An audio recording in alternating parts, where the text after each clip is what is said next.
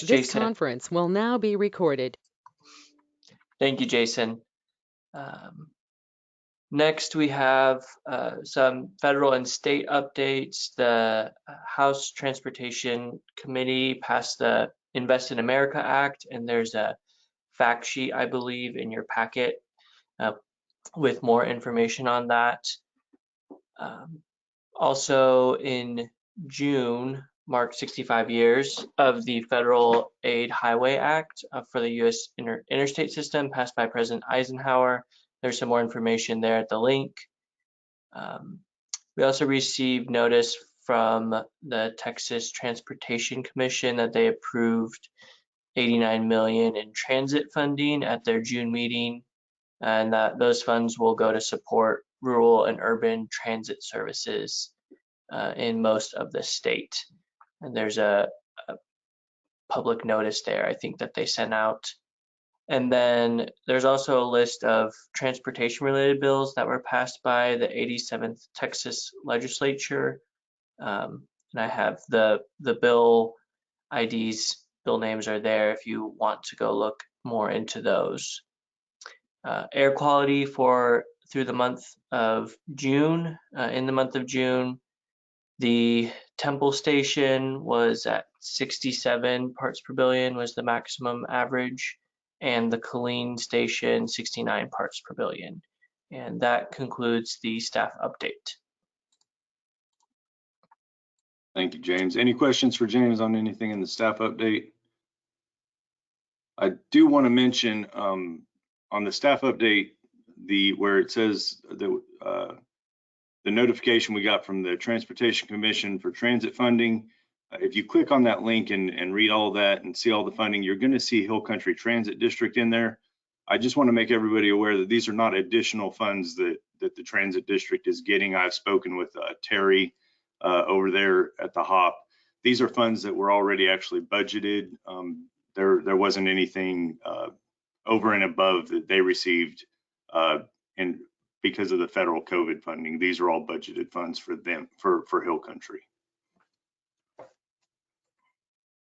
Any questions before we move on? Okay, moving on to agenda item 4. This is an action item regarding approval of the minutes from the June 2nd and the June 9th, 2021 meetings. Are there any questions or is there any discussion on any of the minutes for either meeting?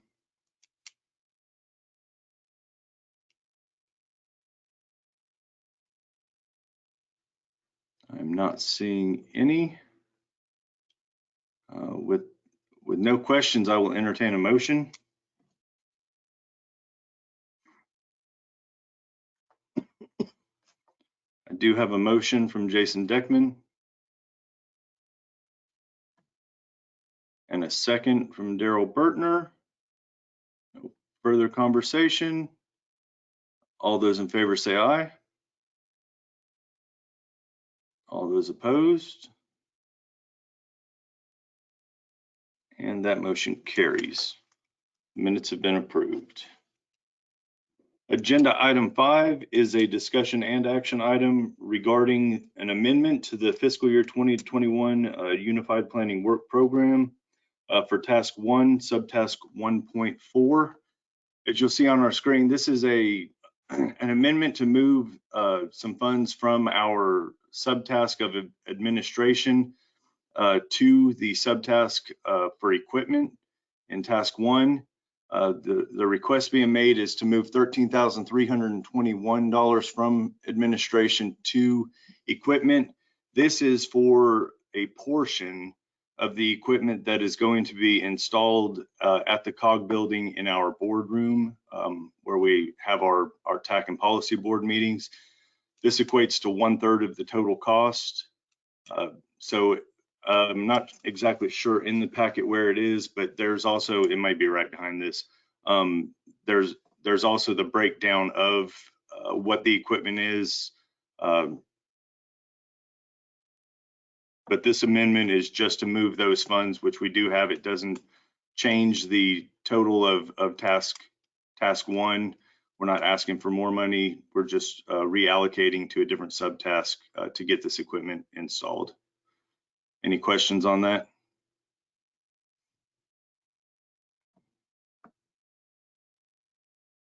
And this is an action item. So I will entertain a motion. I have a motion from Christina.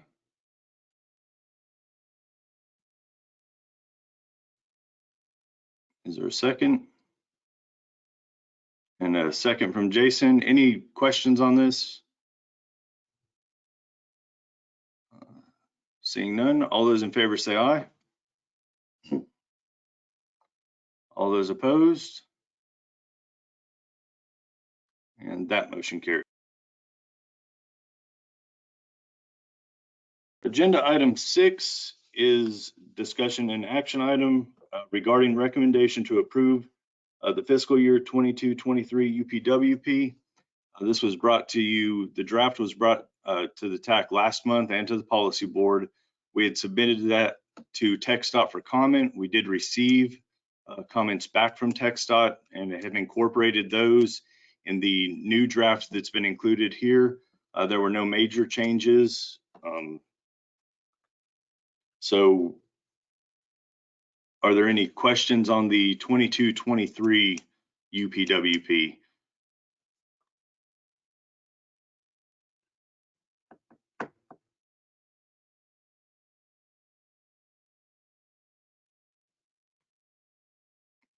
Seeing none, this is an action item. I will entertain a motion to recommend approval. And it would be recommend approval of the FY22-23 UPWP, not the 23-23. My apologies for that. I have a motion from Robert Lewis and a second from Jason Deckman. Any further questions or conversation? All those in favor say aye. All those opposed? And that motion carries. Moving right along to agenda item 7, discussion and action item regarding the recommendation to approve the amendments to the FY21-24 Transportation Improvement Program and the 2045 Metropolitan Transportation Plan for the A, B, and C that are listed that are fiscal year 21-24 and 25-31 category 2, 7, and 9 funding allocations. The updated project listing with reprioritized project lists for short range, long range, and regionally significant projects, and for the inclusion of performance measures adopted at the December and March policy board meetings. We're all fairly familiar with this, I believe, but if there are any questions or comments, feel free to share those now. Ryan, quick question, just for clarification. Is this the exact same list that we're voting on, that we voted on back in June? Yes, sir. This would be the same list that we voted on in June and sent out for public comment, and that has gone to the policy board, like I said, and went out for public comment. This is to finalize that list. Great, thank you, Ryan. Appreciate it.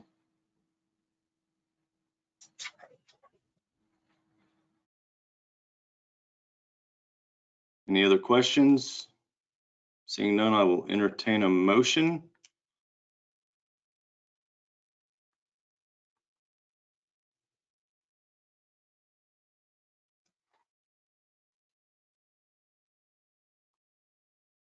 I have a motion from Jason Deckman and a second from Christina Ramirez. Any further conversation, questions? All those in favor say aye. All those opposed?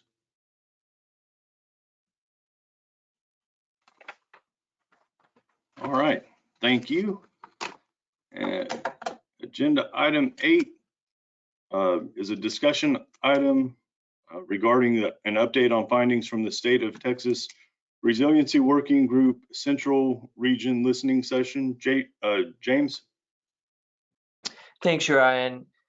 Staff participated in this listening session on June 16th with some folks from TTI, and we actually have Matthew Miller with TTI here to provide a summary of some of the findings and some of their work that they're doing on resiliency in the state. Matthew? Hi, thank you, James, and thanks you, Ryan. So this is, we've had a series of conversations over the past, about 6 months, starting in December of 2020. And TTI has been working through a interagency support contract with the Texas DOT Planning and Programming Division in support of MPOs. And as part of that, we've stood up a resiliency working group, which is statewide and involves all partners that are that have space that they share in terms of addressing resiliency, and so it sort of serves as a coordinating body.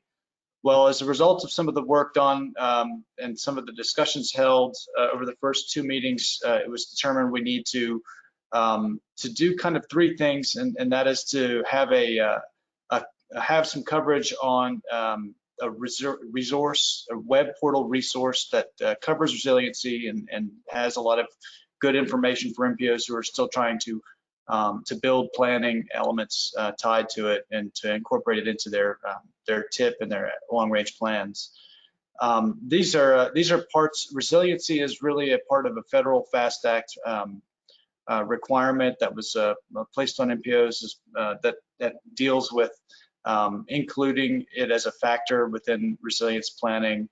And then also more recent ones have included details about how you document assets repeatedly damaged, roadway assets or transportation infrastructure that's been damaged repeatedly by extreme weather events and resilience. That's a more recent one. So that one is actually starting to connect more into the funding aspects and how maybe there can be some resilience funding as a framework to start putting into repairing and preparing assets against some of these extreme weather events.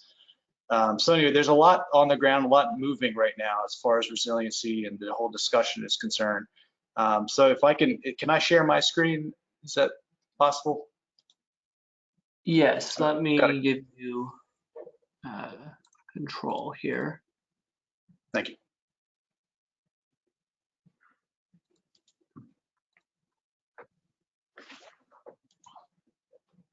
Okay, great. So let's see if I share this one. Hopefully it's going to be the one that shows up.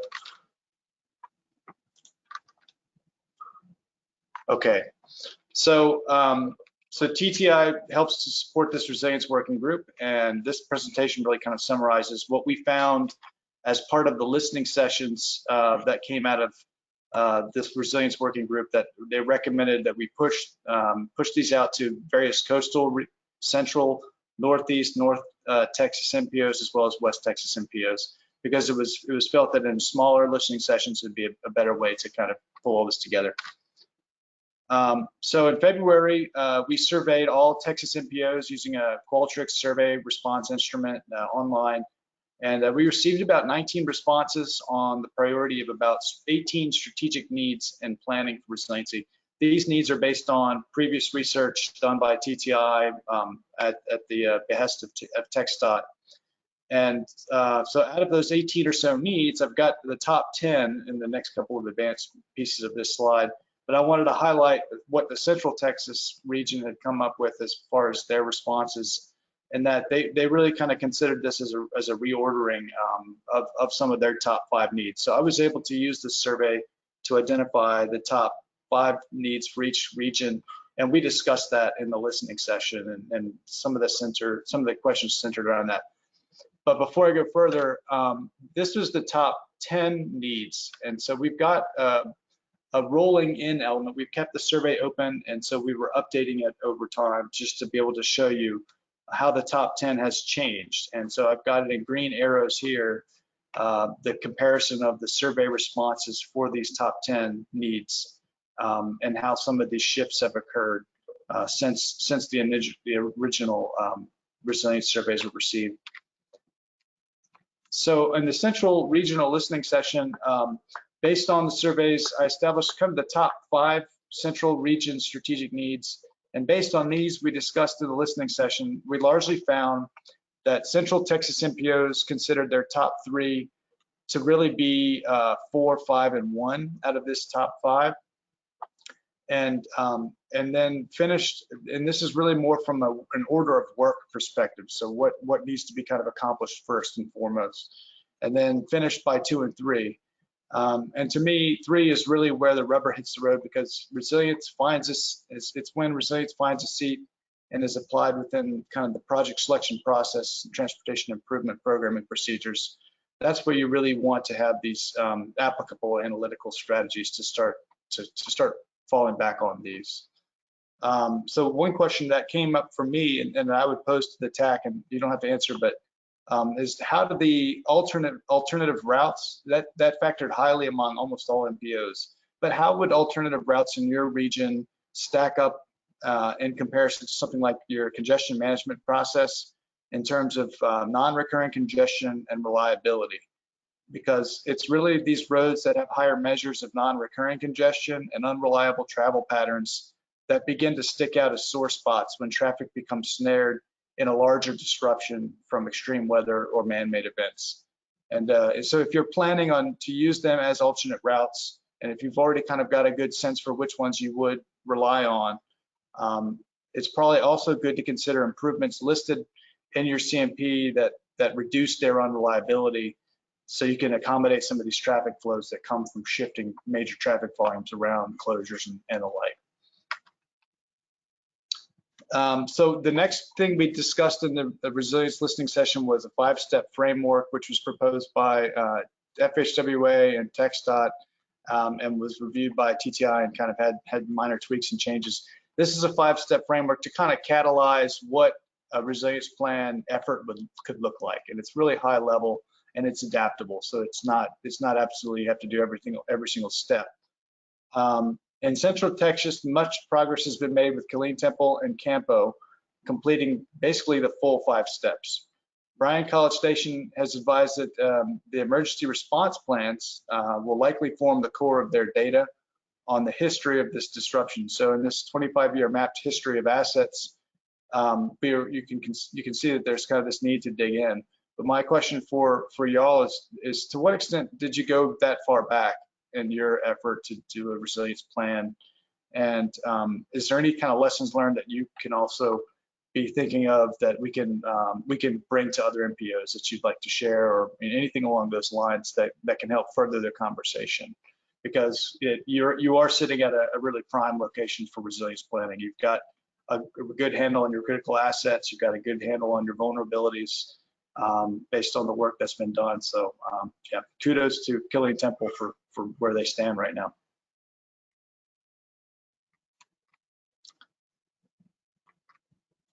And then finally, this is the next step, and kind of a large part of the focus of the listening sessions, really about 25 minutes fell on, out of an hour, fell on discussion on resilience resource portal, what it looks like, how it could be used, what would be its use for the Central Texas region. A lot of this centered on, we had 3 categories. We had resource inputs. This would be stuff that could be provided by MPOs in order to kind of point us in new directions or make sure we capture it as a need. Then there are functional needs, things like, well, how far do we want it to be operationalized? How far do we want it to be data-based, visualizations, those kind of things, or how much do we want people to be able to upload and download, those kind of functional needs. And then there's also a resource needs aspect, which is really just ensuring we cover all the bases that MPOs in Texas need. And so being such a wide state, it's a huge state, we had to make sure we captured those. And if we have them in these larger meetings, it was tough to do. So that was one of the main reasons we split this up into listening sessions. The conversation on resilience portal needs for Central Texas really fell to data collection for rainfall, flooding, heat, fire, freight, low water crossings, and incidents. And so how to apply all these data sets within a vulnerability assessment approach was really front and center. Lots of discussion also focused on operational resilience and operationalizing resilience. So there are many forms this takes. One example is the I-35 Waco District site. on traffic monitoring, plus travel information. And so there was a lot of discussion on, and this is the site itself. You know, if you've got this ability to do this with traffic monitoring, you've also got some hardened routes already prepared in different regions to be able to send traffic along when something closes because of work zones. You've got dynamic message signs. There's a lot of work that's been done to harden this region to handle a lot of the updates and upgrades that came with work zones.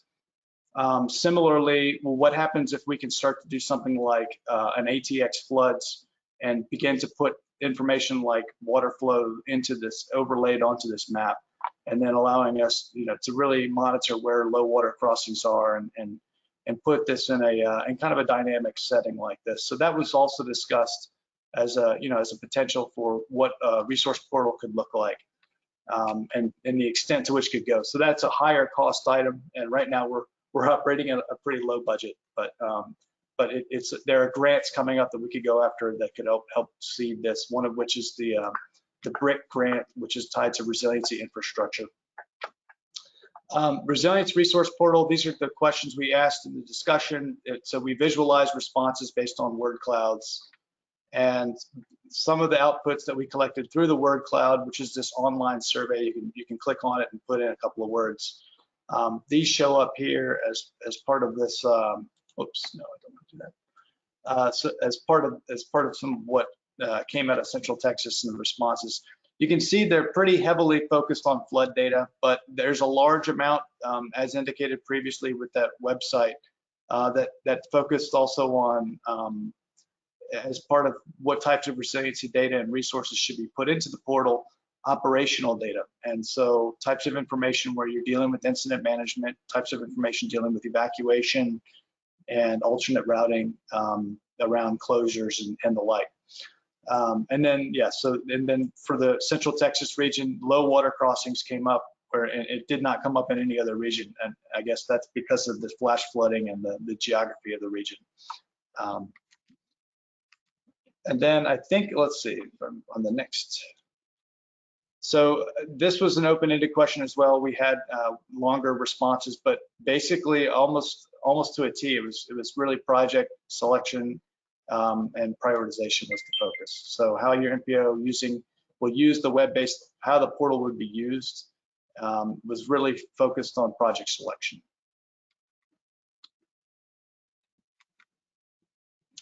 And then we went through the resource portal, the shape of the site. We gave an example. This is one of them, the Texas Pedestrian Safety Resource Library. I won't go into the details on this.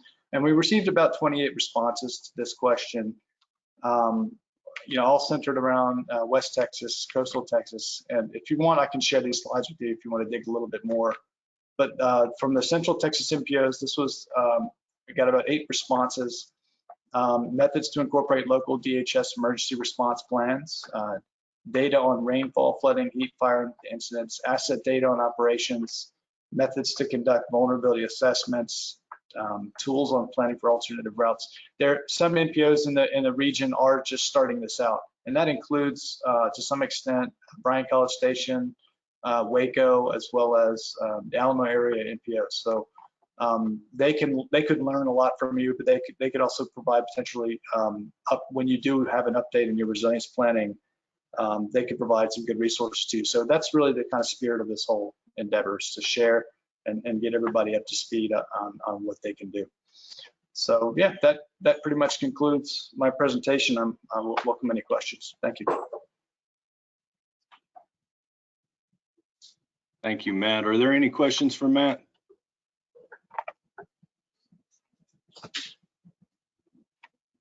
I'm not seeing any. Thanks again for coming out and sharing this with the TAC today, though. Sure. Thank you. Thanks for having us out.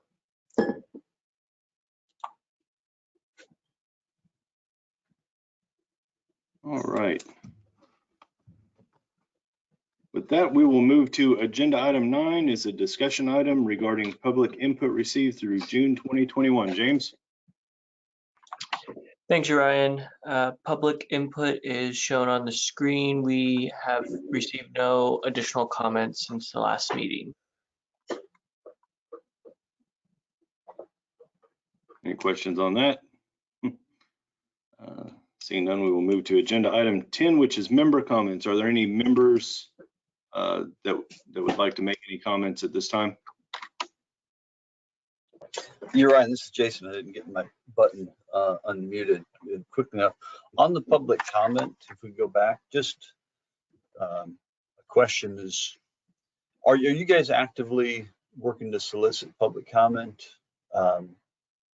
Or is it just, you know, waiting for folks to reach out to you? Yeah, I would say we're more in a responsive mode by waiting for comments to come in, Okay. especially when we, you know, publish public hearings and public meetings and such. You know, we typically don't have a lot of interest in those. So we're trying to find ways to bolster that and to get out further into the community so we can have better community engagement.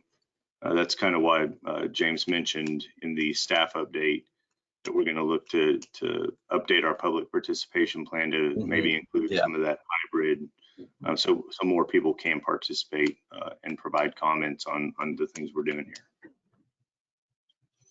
So that kind of segues into, you know, our mobility master plan. We had a pretty good turnout for our first public meeting. And we're talking about, based on some of the feedback, holding a second one that's an in-person public meeting. So certainly you guys would be invited to that, and just another chance to get your name out there. Yeah, of course, and we're more than happy to come out and attend anything that we can, you know, to kind of get like you said, the K-Tempo name out. A lot of people aren't really aware of what the MPO is or what it does. So you know, I feel we oftentimes get just kind of pushed to the side unless something of ultimate importance to somebody happens to pop up. Yeah, no, I know from experience.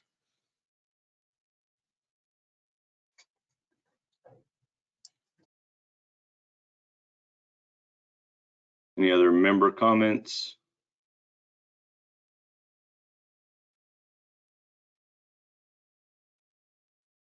Seeing none, we will adjourn the meeting. Thank you, everybody. Thank you, folks.